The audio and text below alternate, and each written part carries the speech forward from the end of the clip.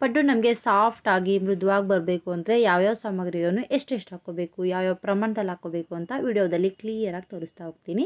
ಬನ್ನಿ ಮಾಡೋದು ಹೇಗೆ ಅಂತ ನೋಡ್ಕೊಂಬರೋಣ. ಹಲೋ ವೀಕ್ಷಕರೇ, ಎಲ್ರಿಗೂ ನಮಸ್ಕಾರ. ದೀಪಾ ಈಸಿ ಹೋಮ್ ರೆಸಿಪಿಗೆ ತಮ್ಮೆಲ್ಲರಿಗೂ ಸ್ವಾಗತ. ಮೊದಲು ಅಕ್ಕಿಯನ್ನು ನೆನೆಸಿಟ್ಕೋಬೇಕು. ಹಾಗಾಗಿ ಒಂದು ಪಾತ್ರೆ ತೊಗೊಂಡು ಅದರಲ್ಲಿ ಈ ಕಪ್ನಿಂದ 3 ಕಪ್ನಷ್ಟು ನಾನು ರೇಷನ್ ಅಕ್ಕಿಯನ್ನು ಹಾಕೊತಾ ಇದ್ದೀನಿ. ನೀವು ರೇಷನ್ ಅಕ್ಕಿಯನ್ನೇ ಉಪಯೋಗಿಸ್ಕೋಬೇಕಂತೇನಿಲ್ಲ, ನಿಮ್ಮ ಮನೇಲಿ ಯಾವ ಅಕ್ಕಿ ಇರುತ್ತೆ ನೋಡಿರಿ ಅದರಿಂದನೇ ಮಾಡ್ಕೋಬೋದು.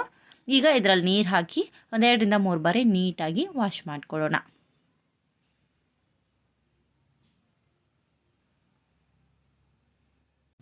ಬೇರೆ ಬೇರೆ ನೀರಿನಲ್ಲಿ ಇದೇ ರೀತಿ 1-2 ರಿಂದ 3 ಸಲ ನೀಟಾಗಿ ವಾಶ್ ಮಾಡಿದ್ಮೇಲೆ ಮತ್ತೆ ಇದರಲ್ಲಿ ಬೇರೆ ನೀರನ್ನ ಸೇರಿಸಿ ಸುಮಾರು 4 ಗಂಟೆವರೆಗೂ ನೆನೆಸಿಟ್ಕೊಳ್ಳೋಣ. ಅಕ್ಕಿ ನೆನೆಸಿರೋ ಟೈಮಲ್ಲೇ ಬೇಳೆ ಕೂಡ ನೆನೆಸ್ಕೋಬೇಕು. ಹಾಗಾಗಿ ಮತ್ತೊಂದು ಬೌಲ್ ತೊಗೊಂಡಿದ್ದೀನಿ. ಅದರಲ್ಲಿ ನಾನು ಅಕ್ಕಿ ಅಳತೆ ಮಾಡಿರೋ ಕಪ್ನಿಂದನೇ 3 ಕಪ್ ಅಕ್ಕಿಗೆ ಅದೇ ಕಪ್ನಿಂದ 3/4 ಕಪ್ನಷ್ಟು ಉದ್ದಿನ ಬೇಳೆಯನ್ನು ಹಾಕೊತಾ ಇದ್ದೀನಿ. ನಂತರ ಅದೇ ಕಪ್ನಿಂದ 1/4 ಕಪ್ನಷ್ಟು ಹೆಸರುಬೇಳೆ ಕೂಡ ಹಾಕೊತಾ ಇದ್ದೀನಿ.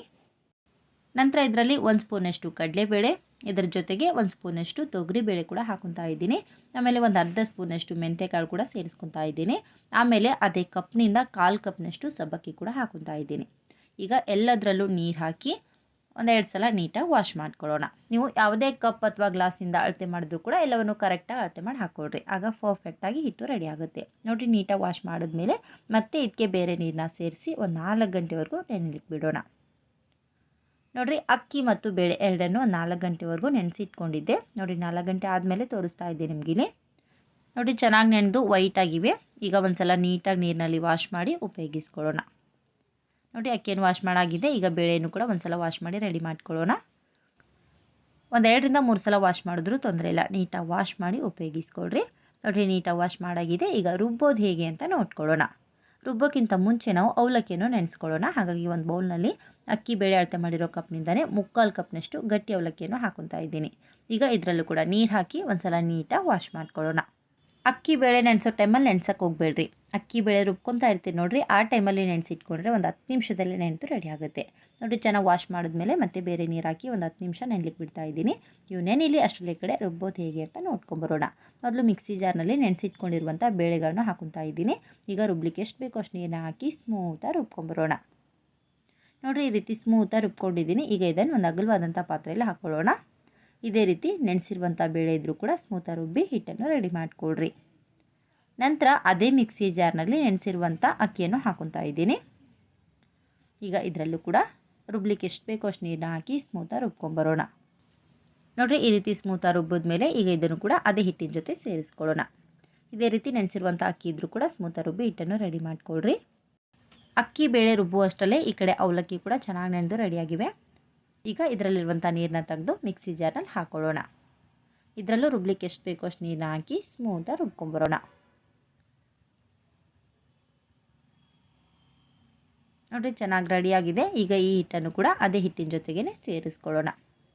ಎಲ್ಲವನ್ನು ರುಬ್ಬಿದ ಮೇಲೆ ರುಬ್ಬಿರೋ ಮಿಕ್ಸಿ ಜಾರ್ನಲ್ಲಿ ಸ್ವಲ್ಪ ನೀರು ಹಾಕಿ ಇದರಲ್ಲೇ ಸೇರಿಸಿ ಒಂದು ಸಲ ನೀಟಾಗಿ ಎಲ್ಲವನ್ನು ಕೈಯಿಂದ ಕಲಿಸ್ಕೊಂಡ್ರೆ ಹಿಟ್ಟು ಚೆನ್ನಾಗಿ ರೆಡಿಯಾಗುತ್ತೆ.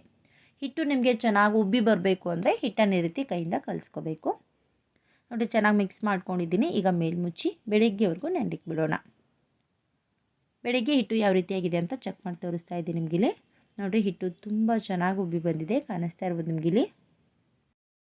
ಹಿಟ್ಟು ಈ ಅದಕ್ಕಿರಬೇಕು, ತುಂಬ ತೆಳ್ಳಗೂ ಇರಬಾರ್ದು, ತುಂಬ ಗಟ್ಟಿನೂ ಇರಬಾರ್ದು.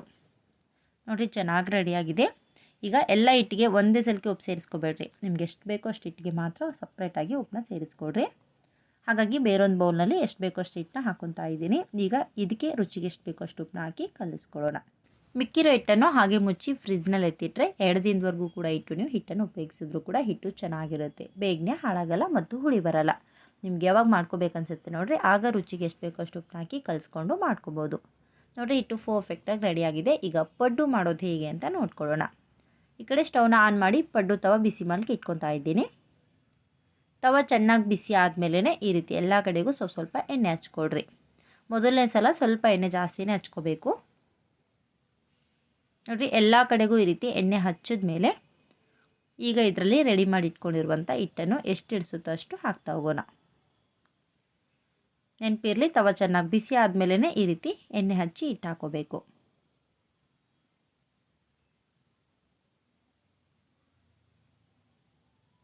ನೋಡಿರಿ ಎಲ್ಲ ಕಡೆಗೂ ಈ ರೀತಿ ಹಿಟ್ಟು ಹಾಕಿದ್ಮೇಲೆ ಮೇಲ್ಮುಚ್ಚಿ ಒಂದು ಕಡೆ ಬೇಯಲಿಕ್ಕೆ ಬಿಟ್ಬಿಡೋಣ. ನೋಡಿರಿ ಒಂದು ಕಡೆ ಈ ರೀತಿ ನೀಟಾಗಿ ಬೆಂದ ಮೇಲೇ ಮೇಲ್ಗಡೆ ಲಿಡ್ನ ಓಪನ್ ಮಾಡಿ ಈ ರೀತಿ ನಿಧಾನವಾಗಿ ಒಂದೊಂದಾಗಿ ತಿರುಗಿಸ್ತಾ ಹೋಗೋಣ. ತುಂಬಾ ನೀಟಾಗಿ ಎದ್ದು ಬರುತ್ತೆ, ಕೆಳಗಡೆ ಎಲ್ಲೂ ಕಚ್ಕೊಡೋದಿಲ್ಲ.